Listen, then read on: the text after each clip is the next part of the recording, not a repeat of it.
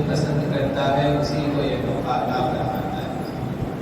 ہم اپنے گھر میں اسی کو آنا پسند کرتے ہیں جس سے ہمیں محبت ہوتی ہے۔ اسی طرح اپنی کتابیں، اپنے نوٹ بکس کو یا اپنے کتابیں کو دوسروں کو اسی وقت دیتے ہیں جب اس سے ہمیں لگاؤ ہو، اس سے محبت ہو، اس سے بات چیت کرنے میں مزہ آتا ہو، تو تبھی جا کر ہم اپنی کتابیں انہیں دیتے ہیں۔ تو اسی طرح یہ اللہ کی کتاب ہے۔ اللہ ہمیں چاہتا ہے، پسند کرتا ہے، اسی وجہ سے اللہ نے ہمیں اس کو مکمل کرنے کا موقع دیا، کیونکہ مکمل کرنا بھی یہ اللہ کا بہت بڑا احسان ہے۔ عام طور پر شروع تو بہت سارے لوگ قرآن کر لیتے ہیں، لیکن تکمیل تک، مکمل تک، آخر تک پہنچنا ہر کسی کے بس کی بات نہیں ہے۔ یہ اللہ کا بہت ہی بڑا احسان ہے، اور اللہ تعالیٰ ہمیں قرآن کے ذریعے یہی پیغام دیتا ہے کہ بچوں، اپنے ماں باپ کی بات کا سننا ضروری ہوتا ہے۔ ماں باپ کی فرما برداری کرنا بچوں کے ذمے ضروری ہے۔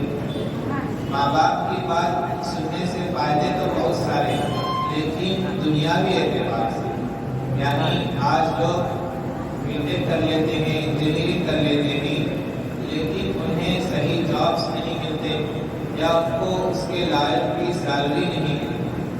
اگر وہی بچہ ماں باپ کی بات سننے والا ہوتا ہے تو ان کو اچھی نوکری بھی ملتی ہے اور اچھا سیلری بھی ملتا ہے۔ اور ہم بہت سارے لوگ ایسے بھی دیکھے ہیں، دیکھنے کے اعتبار سے تو دیوانہ لگتا ہے، لیکن اس کی تنخواہ دیکھو تو بہت اچھی ہوتی ہے۔ کیوں؟ اس لیے کہ اس نے ماں باپ کی فرما برداری کرتا ہے۔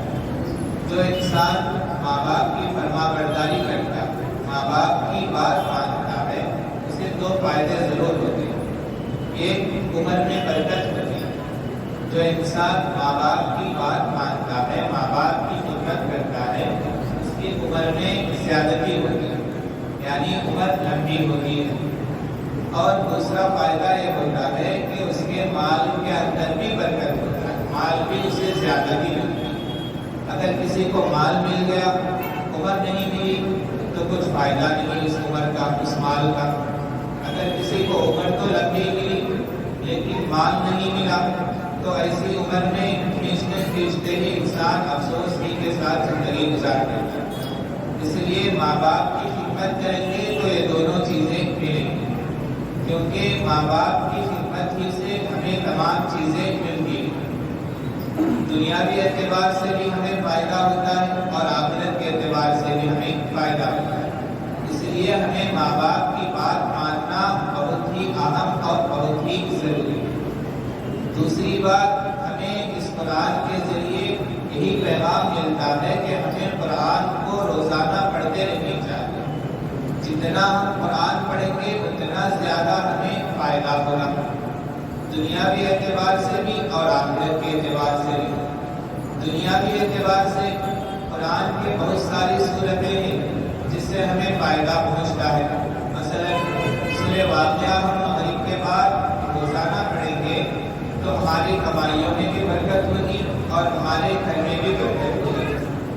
اور اسی طرح سورہ ملک جو انسان پڑھتا ہے اس کو قبر کے عذاب سے بچایا جاتا ہے، تو آخرت کا فائدہ بھی ہوا، دنیاوی فائدہ بھی ہوا۔ اس لیے ہمیں جتنا ہو سکے قرآن کو پڑھتے رہنا چاہیے۔ اب یہ سرٹیفکیٹ دیکھ کر یہ نہیں سمجھنا چاہیے کہ ہمیں تو سند مل گئی ہے، سرٹیفکیٹ مل گیا ہے، آئندہ ہمیں پڑھنے کی ضرورت نہیں ہے، ایسی بات نہیں ہے، بلکہ اس کے ذریعے ہم پر ایک بوجھ بنتا ہے، ہمارے اوپر ایک ذمہ داری آتی ہے کہ ہم اس کو روزانہ پڑھنی چاہیے۔ روزانہ پڑھنے کے لیے سند دی جاتی ہے کہ بچے نے قرآن کو مکمل کر لیا ہے، لہذا اب سے روزانہ اس قرآن کو پڑھیں۔ آج ہی ختم نہ کر دے تو اب تو سرٹیفکیٹ مل گیا ہے، آئندہ قرآن پڑھنے کی ضرورت نہیں ہے، ایسی بات نہیں ہے، بلکہ اس قرآن کو اور زیادہ پڑھنی چاہیے۔ اب تو ہمارے اوپر ذمہ داری بنتی ہے کہ ہم قرآن کو پڑھیں اور ہمیں اس قرآن کے ذریعے اپنے دوستوں یا کلاس میٹس ہو ان کو بھی اپنے ساتھ اس مکتب میں لانے کی کوشش کرنی چاہیے. انہی مکتبوں کے ذریعے ہمارا ایمان اور ہمارا یقین بھی بنتا ہے. جیسے کہ ہم نے سنا ہے کہ سجاد نعمانی صاحب دامت برکاتہ ایک مرتبہ بہار کے کسی شہر میں گئے. وہاں پر کچھ لوگ زلزلے میں پھنسے ہوئے یا پانی کے سیلاب میں آ گئے تھے. ان لوگوں کو کچھ مال تقسیم کر رہے تھے. تو وہاں پر دیکھا کہ ایک بچے کو انعام دیا جا رہا تھا. یعنی سیلاب میں جو پھنس گئے تھے ان کو کچھ مالی تعاون کی جا رہی تھی, مالی ہیلپ کیا جا رہا تھا. تو اس وقت ان لوگوں نے کہا کہ جے شری رام کہو تو اسی وقت تمہیں یہ چیزیں ملیں گی. اگر تم نہیں کہو گے تو تمہیں یہ چیزیں, یہ انعام نہیں ملے گا. تو اس نے کہا, بچے نے کہا کہ اگرچہ میں یہ چیز نہ ملے لیکن میں یہ لفظ نہیں کہوں گا, جے شری رام کا لفظ میں نہیں کہوں گا. تو اس کے بعد بچے سے پوچھا گیا کہ بچے تجھے کیسا معلوم کہ یہ لفظ نہیں کہنی چاہیے؟ تو بچے نے کہا کہ حافظ صاحب نے, مسجد کے امام صاحب, جب میں مکتب پڑھا کرتا تھا تو مکتب کے اس بچے حضرت حافظ صاحب نے مجھے, امام صاحب نے کہا کہ کیا بھی ہو جائے, ہماری جان بھی چلی جائے, یہ الفاظ, شرک کے الفاظ, اللہ کو ناراض کرنے والے الفاظ نہیں کہنی چاہیے. ہمارے استاد نے یہی کہا. تو اس لیے جب اس نے یہ بات کہی تو میں نے, مجھے چیز نہ ملے تب بھی راضی ہے, تو 2 دن کی زندگی ہے, ضرور مجھے اللہ تعالیٰ اس کے بدلے اچھی چیز دے گا, اس لیے میں نے نہیں کہا. تو بچوں کا ایمان انہی مکتبوں کے اندر بنایا جاتا ہے. اگر بیسمنٹ صحیح ہو تو بنیاد صحیح ہو تو عمارت بھی گھٹ رہتی ہے اور صحیح رہتی ہے. بیسمنٹ صحیح نہ ہو تو چاہے بڑا ہونے کے بعد وہ انسان چاہے جتنا بھی دین کی خدمت کر لے, اندر کا ایمان مضبوط نہ ہو, اندر کا بیسمنٹ صحیح نہ ہو تو اس کا جتنا بھی وہ لوگوں کے سامنے اللہ والا سمجھا جائے, لوگوں کے سامنے بڑا آدمی سمجھا جائے, لوگ یہ کہیں کہ ہر سال چلا لگاتے ہیں, ہر سال 4 مہینے لگاتے ہیں کہیں, لیکن اس کے اندر وہ ایمان صحیح نہ ہو, اس کے اندر کا ایمانی طاقت صحیح نہ ہو تو کچھ فائدہ نہیں دے سکتا. کیونکہ لوگوں کے کہنے سے, لوگوں کے عزت دینے سے انسان بڑا نہیں ہوتا. ایمان کی طاقت کی وجہ سے اللہ تعالیٰ اس کو عزت دیتے ہیں. ایمان کی طاقت جب زیادہ ہوتی ہے تو اللہ تعالیٰ اس کے ایمان کی بھی حفاظت کرتے ہیں. وہی ایمان کو اس مکتبوں کے اندر بنایا جاتا ہے, وہی ایمان کی باتیں ان مکتبوں میں ہمیں سکھایا جاتا ہے. تو اس لیے ہمیں چاہیے کہ اپنے بچوں کو مکتبوں کے اندر بھیجیں. ہم جتنا اپنے مکتب میں اپنے بچوں کو بھیجیں گے اتنا ہی دنیاوی فائدہ بھی ہوگا, آخرت کا فائدہ بھی ہمارے لیے حاصل ہوگا. جیسے کہ ہم بہت ہی مرتبہ سنتے رہتے ہیں کہ جو بچہ قرآن تکمیل کر لیتا ہے, مکمل کر لیتا ہے, اس کے ماں باپ کو قیامت کے دن ایسا تاج پہنایا جائے گا جو سورج کی روشنی, چاند کی روشنی سے بھی زیادہ ہوگا.